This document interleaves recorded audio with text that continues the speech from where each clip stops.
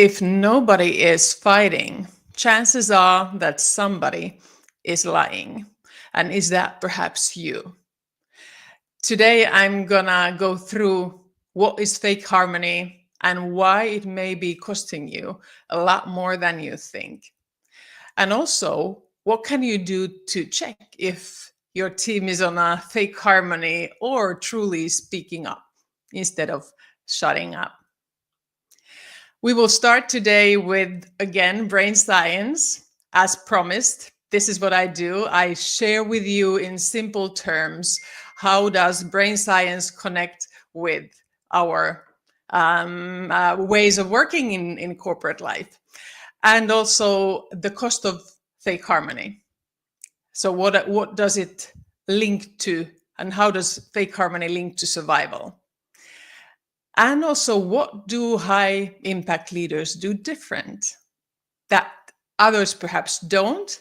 And then a fun little tool for you, a fake harmony thermometer. That's something you can put in place immediately. Let's get started. So let's start from the kind of survival bit of everything. We have 5 ways of respond to a threat. And most of us know the fight, flight, and freeze. And those who have been listening to me know as well that I often talk about the amygdala and how it gets alarmed. And either we choose to fight against the threat or flight. These two are mobilizing type of survival responses. So either we run away from it or find a way to kind of avoid it, or we fight against it. And it can look also as overwork or hyperproductivity, or also sickness and attrition. Then there are 2 a bit less known ways of kind of survival response, but you can see these with also animals and as well with humans. We have the fawn response, which is a pleasing response. So if you can't fight, if you can't flight, and if you kind of can't, if freezing does not seem to work, you fawn. Interestingly enough, this is a very typical way how children react to threat.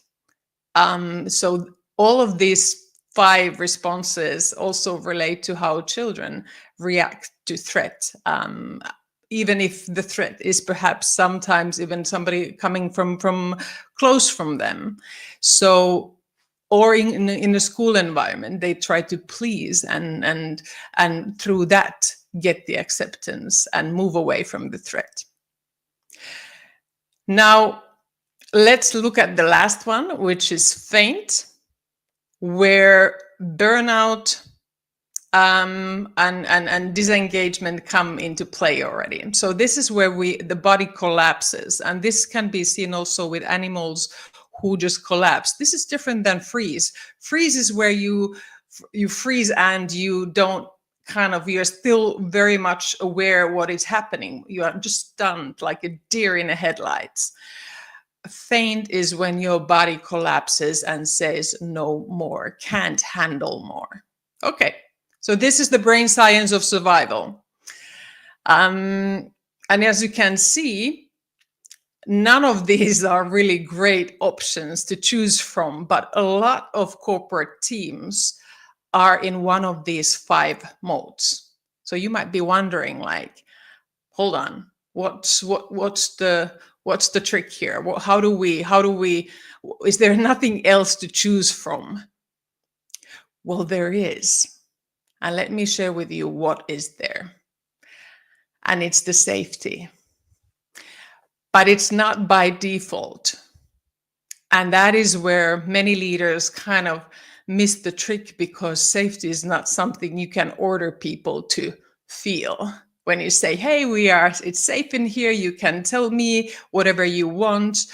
But our face is built in such a way that even before the words come out, even before the kind of energy comes out, or kind of gestures come out, people have already read on what mood the other person is. Is it safe here or is it not? And that's called neuroception. So the brain science of safety is where you are not on a survival mode and your body, your caveman, has read this is a safe environment. I can trust here, and I can, yes, I can, I'm at ease here. So that is kind of what often gets unnoticed, because usually, unfortunately, many of the leaders are also on those fight, flight, freeze, or fawn or faint mode. So you cannot have leaders who are on the survival mode leading teams that feel safe. That doesn't match. Only leaders who are in a rest and relate mode can lead teams who can also feel safe. Have some few questions already. Let me just pick them up.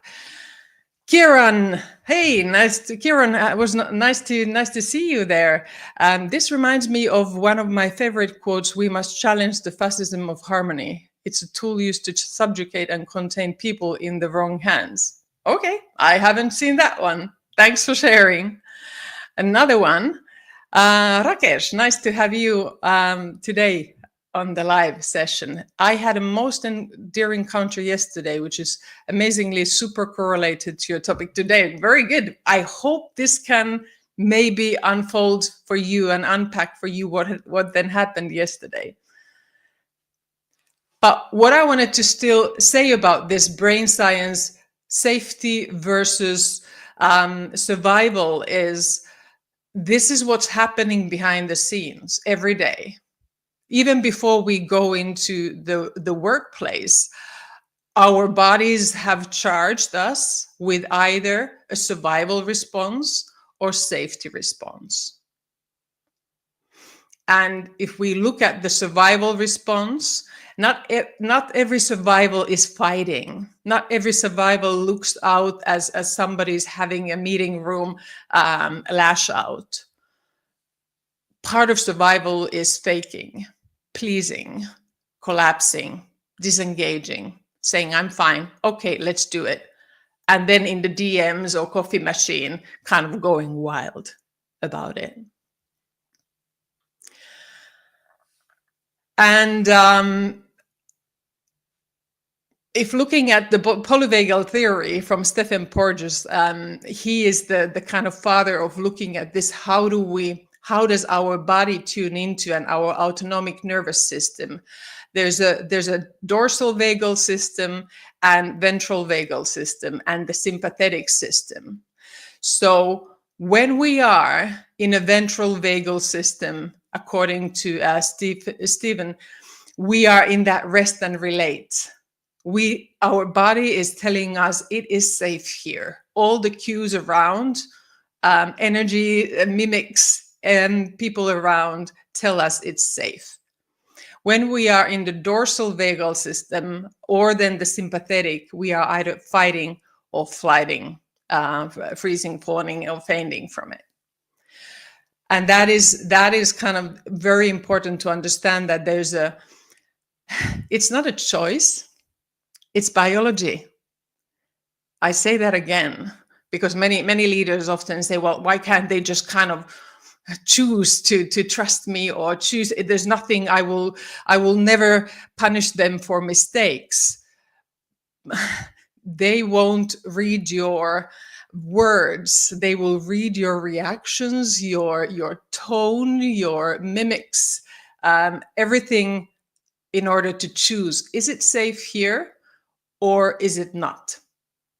And if it's not safe here, then they might be going more towards the immobilizing or the mobilizing, and faking harmony and faking being aligned with you.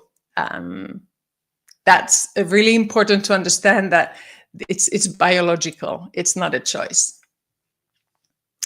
Couple of questions.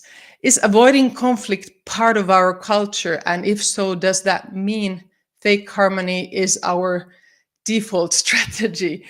Yes, if conflict avoidance is part of the culture, and if we are in a culture where leaders are kind of, I like to say, allergic to bad news, or allergic to resistance, or allergic to ideas or views that don't correlate with theirs, and leaders have to always be right. Yeah, then you have a conflict avoidant environment, and it's part of the culture.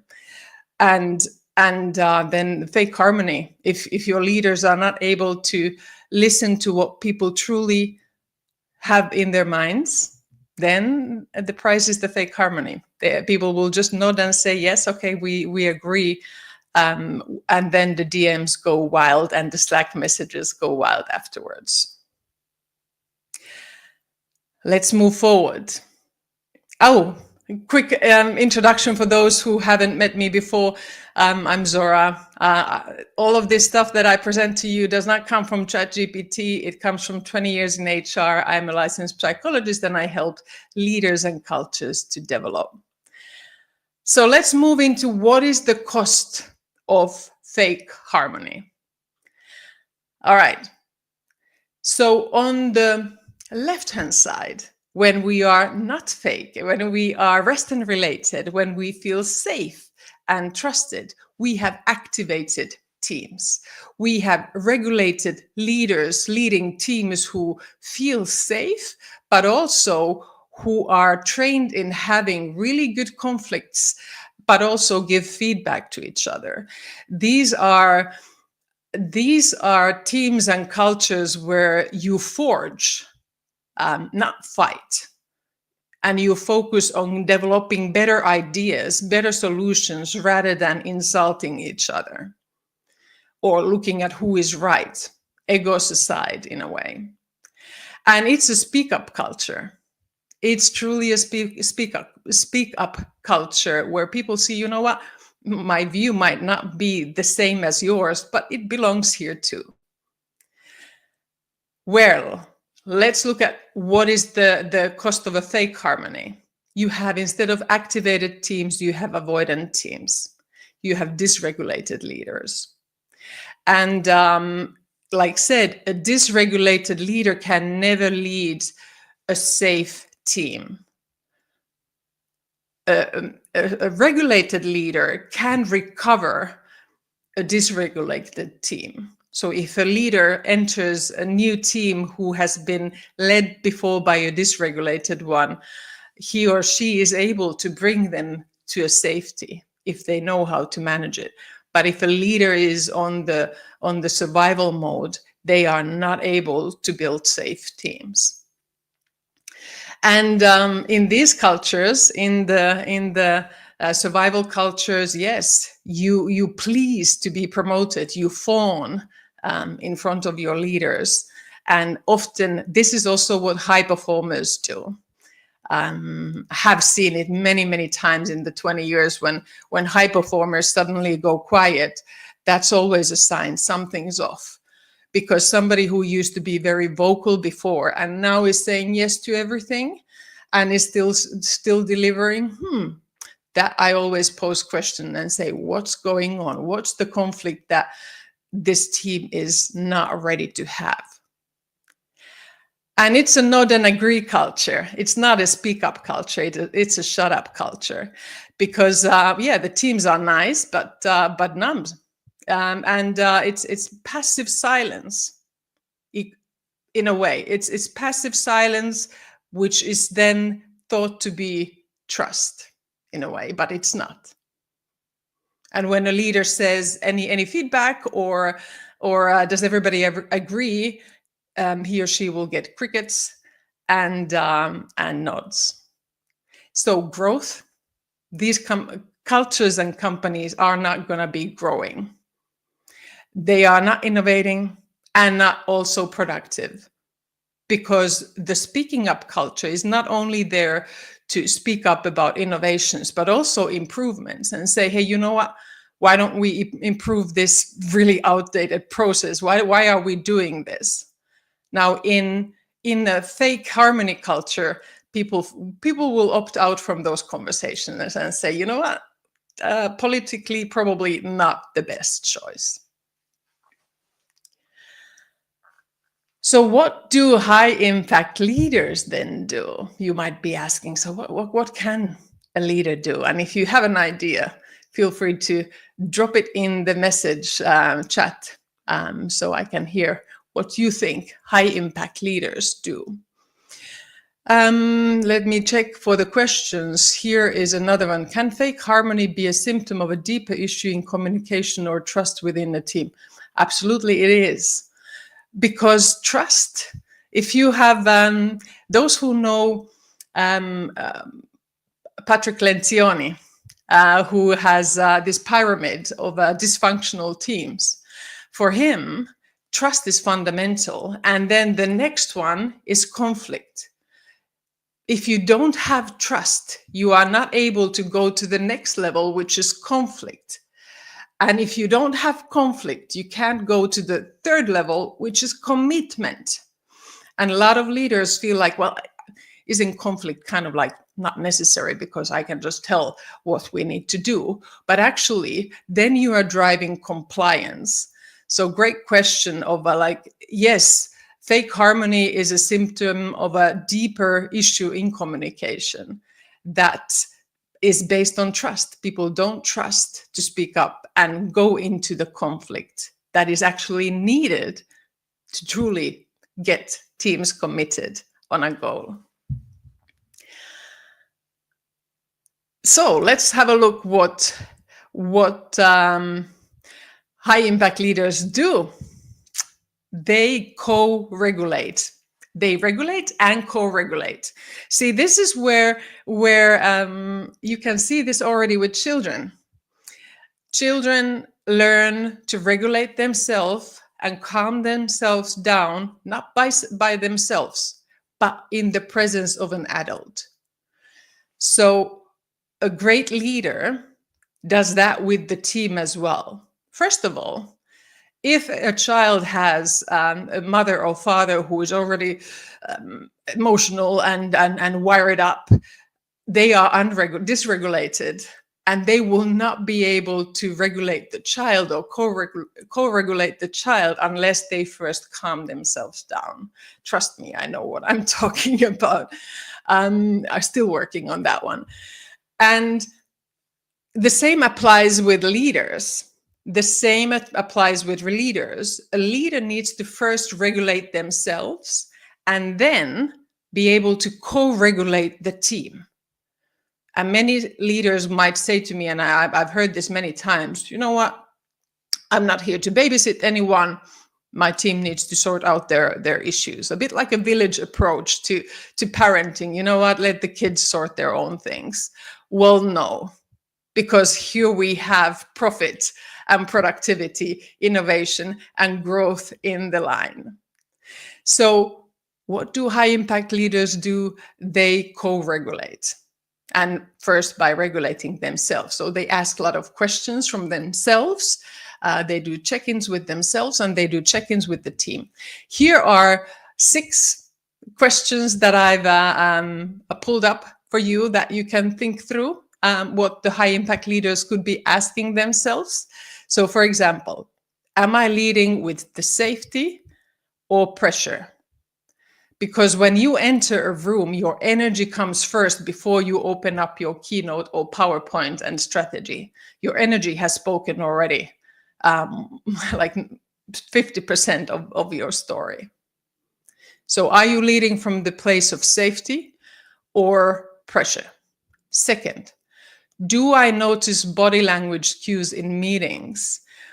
So when you are you following up on who is switching on and who is switching off as much as you are following up on the KPIs and the milestones? If you are not, then you are leading from the pressure. You are not co-regulating, because a lot happens in that meeting room while you are looking on the slides and presenting. So every now and then you'll need to stop and see what's happening. Who are switched on? Who are perhaps nodding, rolling eyes? Maybe they're in the fawn or faint, and really be open about it to check in and say, how does this sound to you or look to you? How does it make you feel? And just pull people in if you see they've been silent for a long time, or on mute, or the camera off. And then a third question: am I co-regulating or controlling? This is an important one, because and also again goes with parenting, the same thing. When you are in that survival mode, it is about controlling. In your mind, you might be saying, well, I'm just kind of trying to help here. But actually, when we are in the survival mode, hypervigilance is one of the ways that we are in a fight mode. Because you know what, we can't always fight with our leader. We might be then quickly looking for another job. But when we start to control, that's a way of fighting, a fight response. The other three questions: what happens after tension? Is it safe to rupture? And when we do we repair? And after repair, do we also return? Or is there this kind of like a post-rupture hangover that makes people even more disconnected? And then the fifth one: who's performing safety or and not feeling it? Who's kind of like doing this performance theater and fawning and pleasing instead of really saying what they think? And a good test is always to poke on those high performers, because if they've gone silent and if they are just nodding, most probably the people around them who know that even the high performer has gone quiet, they will choose to do so too. And lastly, the question that they ask, a high impact leader will ask is this room emotionally safe, and am I making it emotionally safe, or am I making it silent? So those are the type of things that high impact leaders do. So they regulate first themselves, and then they regulate others. Let me take Hey, Punardeep, nice to see you. What strikes me is the physiological toll of fake harmony. When we hold back honest disagreements to maintain peace, it actually triggers a stress response. Yes, it does. Cortisol levels rise. Yes, while oxytocin, the hormone that fosters trust, decreases. I like, the hormonal impact as well. Oxytocin is on this relate and rest and relate. That's where oxytocin is being produced. Over time, this takes a real toll on our ability to think clearly and solve problems. Instead of focusing on meaningful work, teams start focusing on how they are being perceived. It's no surprise that organization with psychological safety consistent. Yes, absolutely. Spot on. Great reflection on what we now saw on the survival mode. Yes, you have the hormonal cocktail of stress there. On the rest and relate side, you have the hormonal cocktail of connection, where you have endorphins, you have oxytocin present there as well. And your brain and your kind of neocortex is activated because your amygdala and your nervous system is saying, well, we are not in a threat mode. Okay, so toolbox, something into your backpacks, is called the fake harmony thermometer. Had a bit fun with this one. And before we move forward to that, coming next week is my team is driving me nuts. So join me there. And if you want, I've started to unpack my posts also on YouTube. So go check it out. You can find my YouTube link in my bio, and I start to talk through my posts there. But here we come, a thermometer. You can put it in place with your team. So basically, it has the 3 levels, and this actually mimics Stephen Porges's kind of. They talk about it as a ladder, kind of the 3 levels. But what I've added there as well is the kind of verbal cues and the nonverbal cues. So if you have a team on a rest and relate state, they are speaking with pauses, they are reflecting, they are not feeling every word panically, they are disagreeing and openly sharing why they disagree. They don't shy away from there. They can say, I don't know, without actually collapsing and fearing what's going to happen. They are not reactive in their language. They reflect. And they are able to adjust their thinking as well, not to fawn and please, but to say, hey, you spotted something I haven't thought about. That's actually even better. And that's where this kind of attuned listening is present. So you can see attuned listening, not avoidant listening, not just nodding, but really somebody leaning in. And you have open body postures, warm, and kind of the mimics are present and engaged. That's also the part of neuroception where you can easily start to read from somebody's face that, perhaps something is off. Here is a stereotype that women struggle with, because I can tell from my personal experience, I can look, when I'm thinking, I can look very serious. And the female stereotype is that women should be smiling more. And I know so many women who get super irritated when they are being asked to smile more. Why don't you smile more? So please don't do that. Instead, if you see a man or a woman kind of from their mimics being serious, you can ask, how shall I read you now? Are you thinking or are you hesitating? What's going behind your eyes? So when somebody is on the rest and relate, both the nonverbal and the verbal cues are matching together.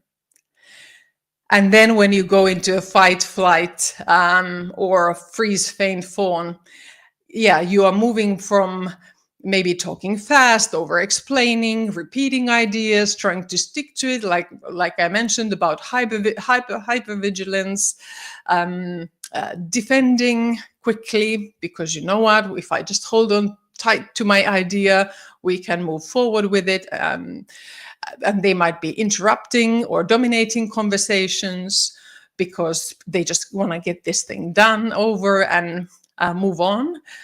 And you can see the mimics and the maybe a bit more strained body postures or protective with hands crossed in front, and tense jaw or a bit like flattery. I don't know how to say it in English, but kind of the breathing might be quite shallow.